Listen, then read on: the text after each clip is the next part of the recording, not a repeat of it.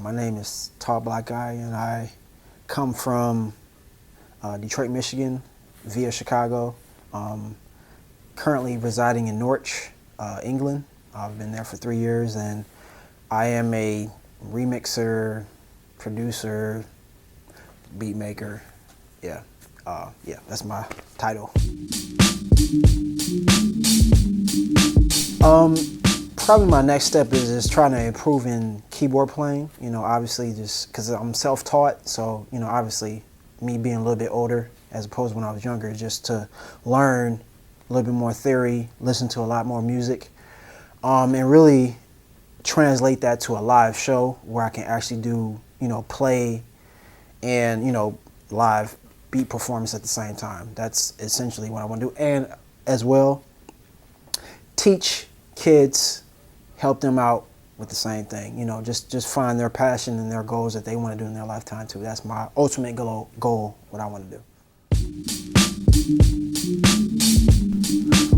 Well, the basic thing with a beat making competition or beat battle, that's what they would call it in the States, is you have two contestants and they would play. One contestant will play one beat and another contestant will play another beat, and then you have basically a judge or a crowd that would judge to see which either of the contestants' music was better. That's basically the same concept as of a DJ contest. If you know however many skills that they're displaying on their techniques on the DJ table or whatever like that, or the same thing with dancing. Same thing. It's basically the same concept. It's just you're doing it with music. Really, it's a really cool experience. I definitely recommend starting once you've had a lot of experience, you know, playing your music out to other people, and then, you know, once you have quite a few years doing that, then you can go out, you know, trying to play your music out to other people and just getting it, because it's more or less of a networking tool. You know what I mean, to gauge where your music is at that particular time whenever you want to play it. So yeah.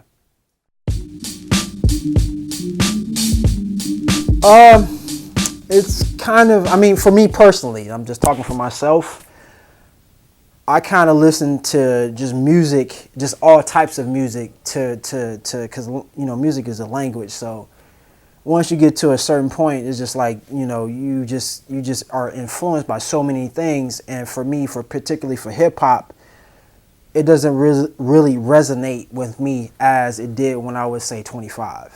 You know what I mean? Because a lot of the music I guess in my era is, you know, for the pre-2004 is not really registering with me personally. You know what I mean? So I'd rather just take all types of other music and get influenced and just, you know, just take those experiences and try to translate it into my own music. So yeah, that's what I.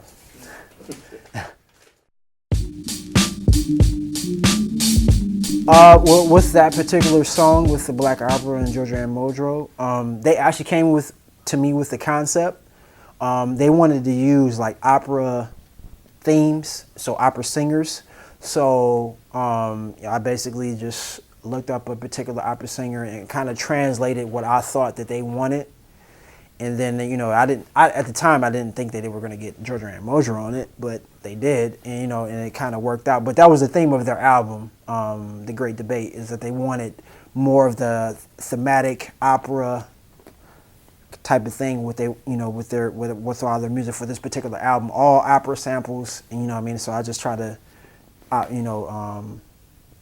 send that to them, and then yeah, they killed it. Yeah, so it all kind of came together.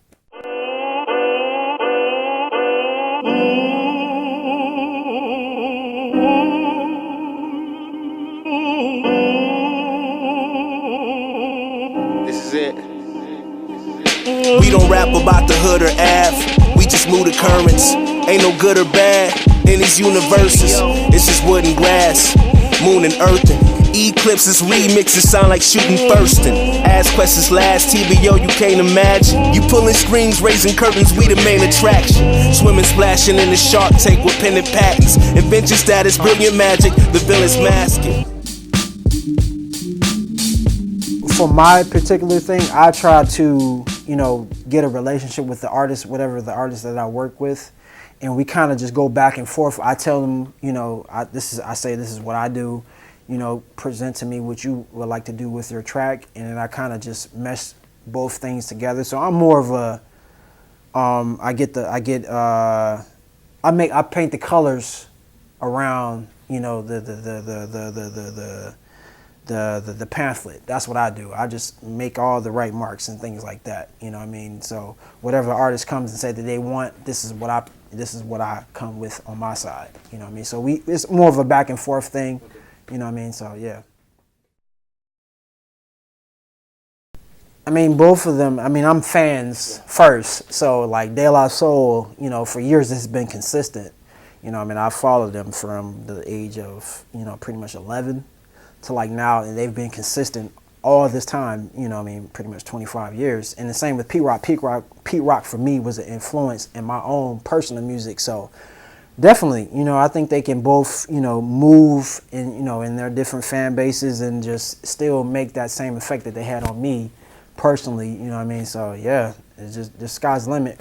Really, just like, what do you say, hip hop shouldn't have any age. If, you understand, just all the past music that you're influenced by, I mean, it all comes to what, I mean, you have to know your history and things like that. But yeah, I mean, I think those, De La Soul and Pete Rock, man, they're still killing it, I mean, and I still look up to them a lot, for influence on my own stuff. So yeah.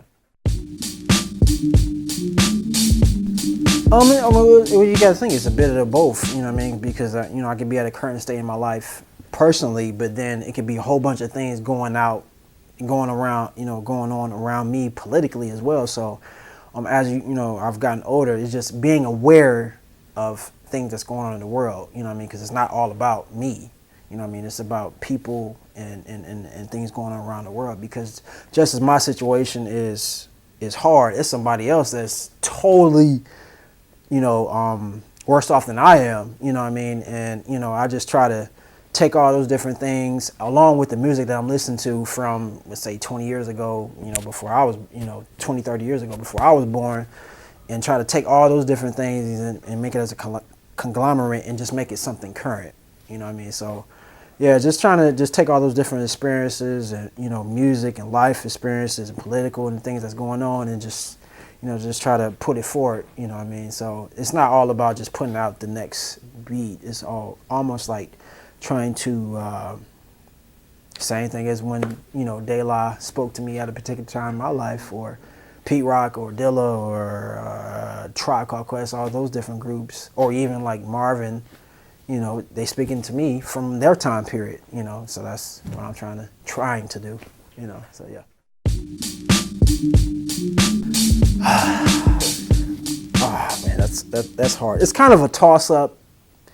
I really can't say who's going to win this year because it's a lot of good teams, but you have teams with experience and you have teams that are just winning at the current times. But my favorite would probably have to be the Spurs again for the experience, though. That's an outsider because they've been together for like 10, 12 years, possibly. Yeah, but they was kind of struggling this year, so that's why people would not say.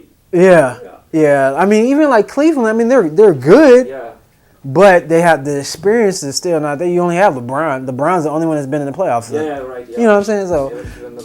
Yeah. So yeah, I think for experience-wise, for veterans, and just know how to get the team going, I would have to say Spurs again, possibly. So I don't know, man, but yeah, Spurs is my favorite. Why you try to save the world every time you grab the mic and never try to sing for girls talking all that politics and tricks not concerning us. See you with the chicks and fly kicks but never turning up. What up with that? So my reply, I'm a simple guy indeed. So fly, stay high without the Molly, coke and weed. Gotta say the streets so